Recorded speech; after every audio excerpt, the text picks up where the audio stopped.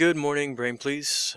Just to respond again, I wanted to make it very clear I'm not even attempting to argue for a truth value regarding the nature of reality. I'm attempting to argue for an accurate value of the nature of information, which I actually think is more on topic with what a person does when they argue in the first place. I actually think that as a biological being which extracts patterns from observed reality and, including subjectively observed reality, there is something disingenuous to the idea of extracting the nature of reality, because the very act of creating patterns is an act of skewing reality from what it is and breaking it down into something that is more usable. I am opposed to the concept of arguing for the truth value of reality because I actually believe that there is something disingenuous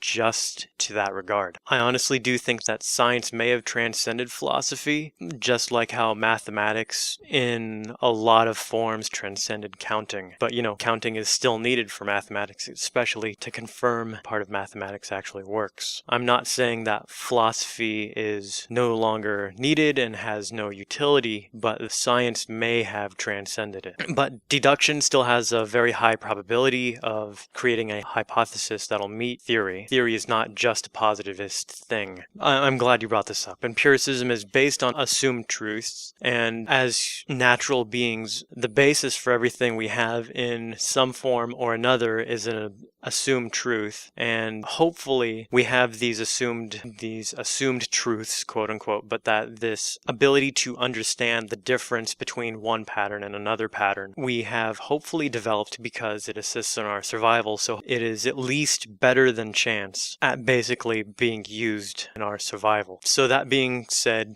axioms are accurate to the degree that they have helped with our survival, but assumed truths can be flawed, and to me that also means that if you can make a test for an assumed truth to reduce its chance of error, that's great. There are plenty of axioms that could be tested to some degree or another. The best one I can think of is like a triangle. How do you know the difference between a triangle and a square? Well, the declaration of a triangle has 3 sides while a square has 4 sides, and they're of even sides. And let's just say this is an isosceles triangle, and so they all have even length sides. That is a deductive and rational and dialectic description of the difference between a square and a triangle, and does not validate the difference between the shapes. But if you were to say that if you have one triangle, a physical triangle of a certain number of properties, and you take another triangle shape that is slightly larger and the two fit into each other, you now have a tested declaration that one triangle of a certain size will fit into a triangle of another size, whereas a square of a similar size to a triangle will not fit into the triangle. And I think you know what I'm getting at. Like, you could calculate the volume or the surface area or the distance of its perimeter or anything else like that, and you would see squares and triangles do not fit, but with a slight variation a triangle will fit inside of a triangle. And so you would have what is a theory, that is, there is a very low chance of error that under these guidelines one triangle will not fit into a triangle, and that is usable information again. So that's pretty much where I stand.